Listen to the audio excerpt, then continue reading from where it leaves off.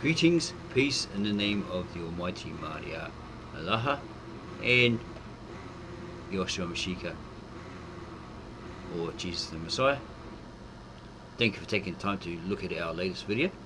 We are going to delve into, or further into, the claimed 12 tribes of Israel, the Hebrew Israelite 12 tribes of Israel chart, which is also used by the Rastafarians to determine one's origin in accordance with the 12 tribes. They could pinpoint where you supposedly came from, okay, the descendant of, all this sort of thing.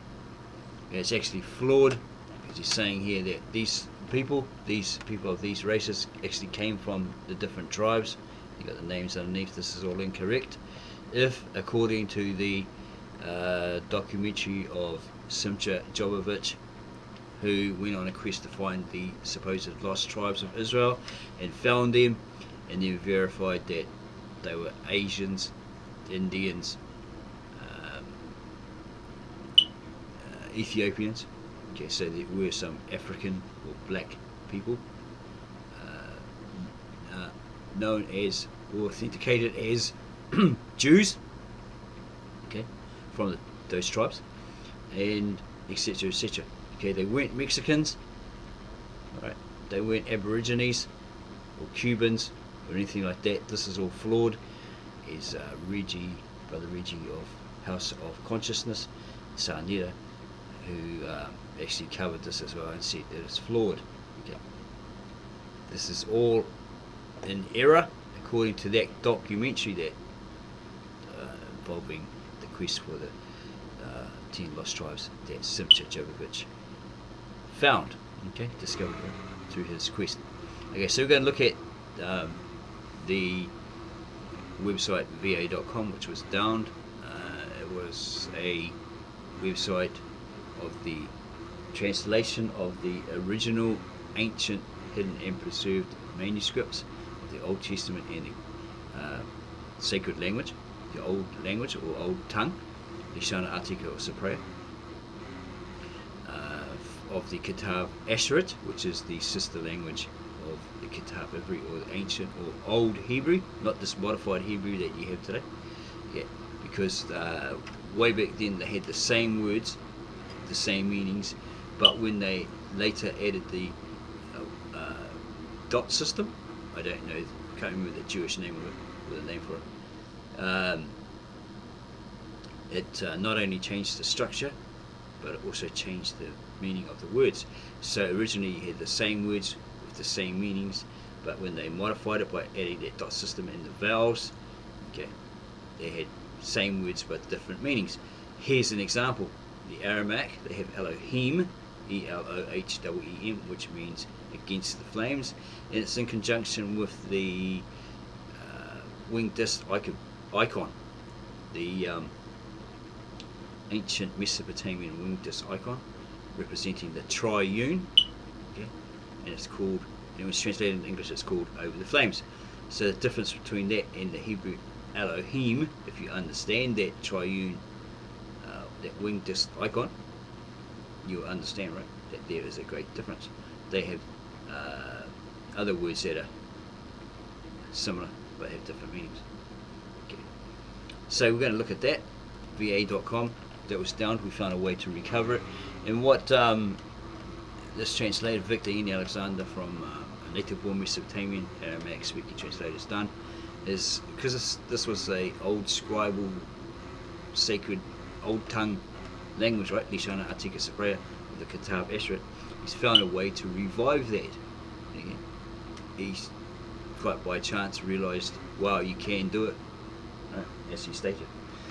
So he translated it all faithfully into English, okay, from these original manuscripts recorded by ancient or old scribes in 800 BCE in Edessa or Urhai, and then compiled into one book, the Old Testament and the New, around the 4th century AD, 1st to 4th century AD, okay, by these monks and scribes, or scribes and monks of the original church, Apostolic Orthodox Church of the East, founded by Thomas and Thaddeus. Okay, and he found it many more in India before they were martyred. Okay, so again, this is all incorrect. It's all flawed. We're going to have a look at his formal website that's been down for a while. We found a way to revive it or resurrect it. Okay, so we're looking at the ancient book known as Brita, or Creation or Genesis in English. Okay, this is from the Old Kitab Esrat, Lishana Atika Sipra, translated into English by Victor N. Alexander. And it reads, Brita or Creation is the real name of the book of Genesis. The word comes to us from the scribal language of the Jewish people. This is the name of the first book of the scriptures in the Hebrew language. This translation is made from the book of Genesis in the ancient Aramaic language from the oldest manuscripts, copied by hand and passed on by the original scribes and monks of the ancient Church of the East. That's the Apostolic Orthodox of the first century of Christianity. It clarifies some of the biggest misconceptions about the Old Testament regarding creation, Adam and Eve, and the coming of the Messiah. So specifically going to look at 48 and 49 of Genesis, because that's what is stated here. Right. That's what they put here.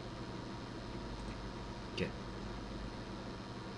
Here's the Epic of Creation tablet, 1500 BC, Ashurbanipal Library, British Museum, London, dug up by Henry Layard and his friend.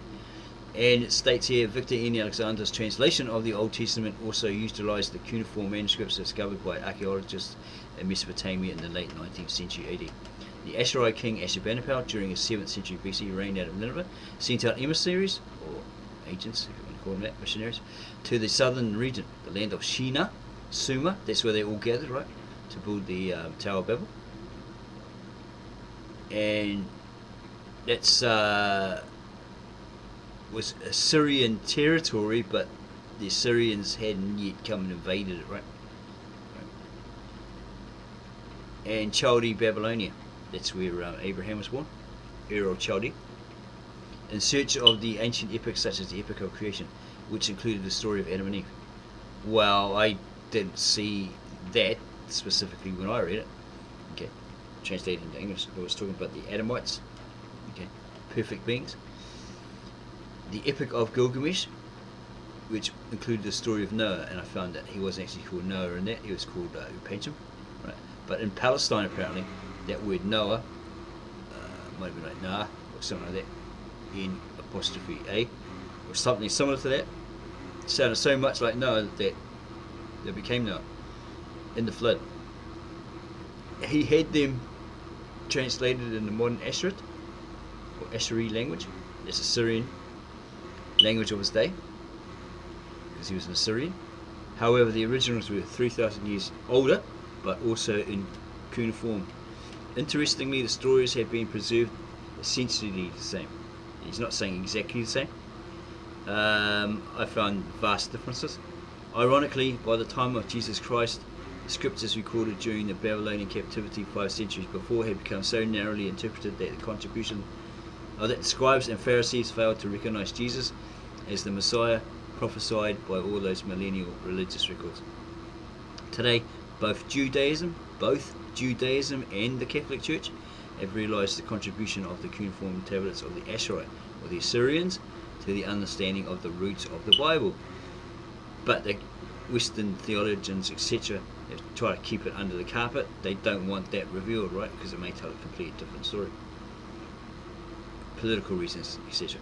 The archaeologists Sir Henry Austin Layard and Hormuz Rassam, he's probably an Arab Muslim, discovered the Ashurbanipal library intact in Nineveh and created the 50,000 tablets to the British Museum in London. They are the pride of the British Museum, together with the oldest ancient Aramaic New Testament, which dates back to the 4th century AD. So what this Victor N. Alexander did was he travelled the world, went to the British Museum, Museum Louvre in Paris, etc., and looked at these ancient artifacts, these cuneiform tablets. I don't know if he translated the cuneiform as well, but he found that underneath, to his joy, that it had Aramaic. So as being a dead language, he found a way to revive that, okay? Because everyone else was translating from the Syriac, etc., which is it's a modern derivative of the ancient Aramaic, Syrian Aramaic, or Kitab Ashrat, and he proved that they were botching it, right, and messed it all up. Yeah. So yeah, he found this way to revive that, because there's people in the East that can still speak it, old people, but they can't translate it into English for you because they don't know English. Yeah. So they created a modern vernacular which they used in their mass in Syria, along with the Arabic. Okay. So yeah, we're having a look at his former website that we resurrected, and it states creation, Genesis, there, right, as we've read. Okay.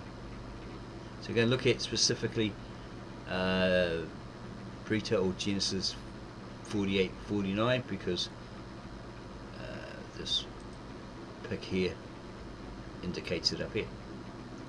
Okay. Genesis 48 basically is a spiel, possibly Jacob talking to his descendants, and to Joseph, etc. And their time in Egypt, etc. Okay, Jacob's name was changed by God to Israel. And it says here in Genesis 46, and Israel took himself up and all he had, and came to Beersheba, and he offered the sacrifice to his father Isaac's God. And God said to Israel in a night vision, Jacob, Jacob, and Jacob said, behold, it is I am El, not El, E-I-L, the God of your father. Do not be afraid to go down to Egypt, because I will make you a great nation there. Okay, and it goes on and on. And these are the names of the children of Israel that entered Egypt, Jacob and his sons. Jacob's here, Reuel, is the oldest son, and he automatically had these rights, and he had authority over the rest of the descendants as the oldest son. It goes on about the children of Reuel, Hanok, Palu, Hezron, etc. Sons of Simeon, sons of Levi, sons of Judah, sons of Issachar, Zebulun. These are the children of Leah that she gave birth to for Joseph in Aram's peninsula. Okay, because they had some association or whatever with the people of Aram, and that's where they got that language. They decided to use it, develop it, and create the alphabet, etc., etc., according to this rabbi that I was looking at, who delves deep but rather fast into the Kitab Ashrat and the Kitab Ivri, ancient Assyrian Aramaic and ancient or Old Hebrew. Okay, and these are all the tribes: Gad, Asher, etc., Dan, Naphtali, and so forth. Okay, it goes on about Joseph. But our main thing we're looking at is Genesis 49, because it tells you of all the tribes. Okay, it gives a description of Reuel, of Simon and Levi, Judah, Gad, and states down here, these are all the 12 tribes of Israel, and this is what their father Jacob told them. He said it to them and blessed them, each person according to their fortune. He blessed them and commanded them. Then their father said to them, I will return my people, bury me with my father, and etc. His father Isaac, I guess. He goes on about Joseph. Okay. So that's a spiel with a translation of what was said by Jacob to those sons who later were the forefathers of those particular tribes. Okay, let's have a brief look at this. It goes on about Reuel. Simeon and Levi, brothers, vessels of wrath and holding a grudge. My soul did not enter their cedar. Judah, it is that your brothers shall celebrate, your hand shall be upon your enemy's neck, and so forth. No clan shall take advantage of Judah or benefit from the efforts of his legs, unless it is allowed by him. It's got Zebulun, Issachar, Dan,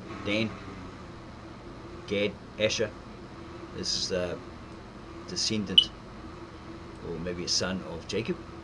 Asher. There's a difference between that guy and the people of Asher, okay, which is way back in the beginning of Brita or Genesis, the land of Asher, where the Tigris went around, right, flowed around, coming from the Garden of Eden, flowed around. The Tigris flowed around the land of Asher. Naphtali shall be a representative who shall convey the beautiful message. Son of enlightenment, Joseph, son of enlightenment, goes on like that. Okay. May the God of your father help you in El Shaddai. Okay, it's got the footnotes down here. Okay, we'll go back so you can have a little look at it. Okay, what does it say? Yeah, so we're just basically stating that these people are actually incorrect, saying that they were the native Indians, the Pacific Islanders, all that sort of stuff, Cubans, okay, in accordance with that video by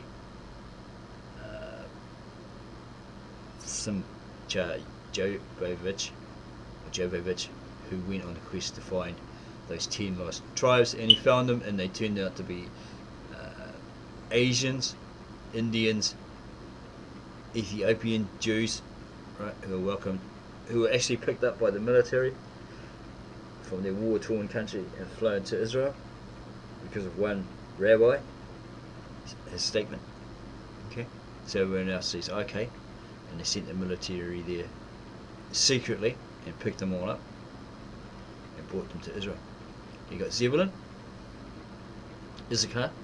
This is like in that documentary. It's like the Pathans, very, very Islamic fundamental. They still believe in those old Mosaic laws, eye for an eye, if you're an adulterer, you know, you get punished according, right? It's the end for you.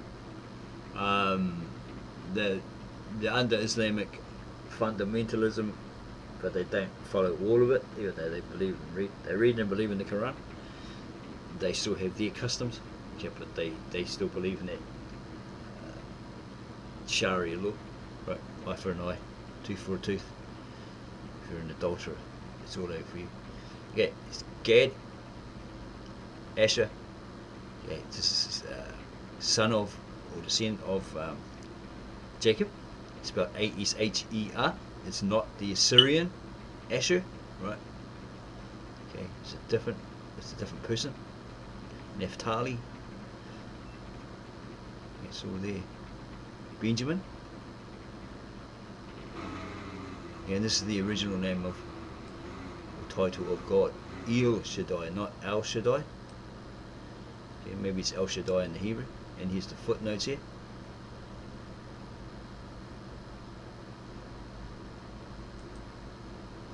Okay, being the heir of Jacob's line, rule, literal Aramaic idiomatic construction, head of the budding grapevine. That's how they express it in the Eastern mindset, verbally.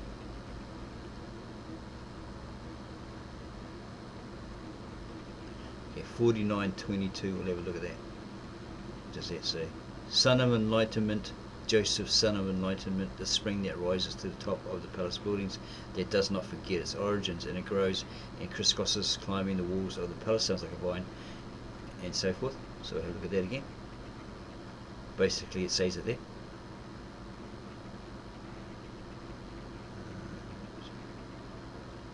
A reference to the hanging gardens of Babylon of later periods, as the scriptures were recorded in Babylon several centuries later. That's Ezra, right? I think it's either Ezra or someone else like that who recorded it. The water for the irrigation of the multi-tiered gardens was brought up by an ingenious system of aqueducts and wells that the spring waters and the rivers churn, which with attached buckets that raise the water and empty it into progressively higher levels of reservoirs and aqueducts.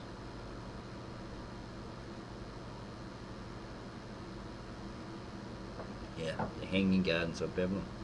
It's supposed to be really, really beautiful. And here's God's title, 49:25. May the God of your father help you, and El Shaddai bless you the blessings of heaven from above. A literal Aramaic name retained, the Almighty El. It's the tribe of Benjamin. Benjamin is the golden raider. In the daytime he devours the quarry, and in the nighttime he divides the spoils. It's probably talking about the sun. These are the 12 tribes of Israel, and this is what their father Jacob told them. He said it to them and blessed them, each person according to their fortune. He blessed them and commanded them. Then their father said to them, I will return to my people, bury me with my father Isaac. Okay, so that's where he wanted to be buried.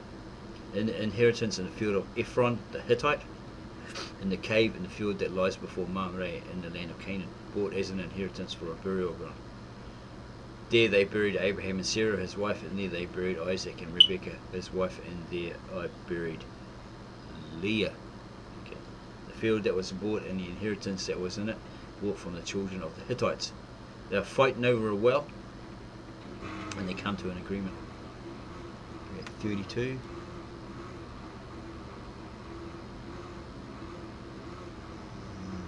Doesn't have it there. But yeah, there's an argument by his people, Abraham's people, over a well to water their flocks. They come to some sort of agreement and so forth, according to the scriptures. So yeah, we're basically exposing this Hebrew Israelite Rastafarian claim of this 12 tribes of Israel chart that they're actually incorrect. So hopefully you enjoyed this video. If you did, and it's very informative, let us know, add your comments down below, and we'll look at them and get back to you on those as soon as possible, because we really appreciate your subscribing to us and you adding your comments. Okay, yeah, and if you like it, yeah, give us a like, a couple of thumbs up, and you can go tell your friends about the ministry of the real truth and how they're like revealing the real truth, the whole truth, and nothing but the truth. No fluff, no hype, no BS.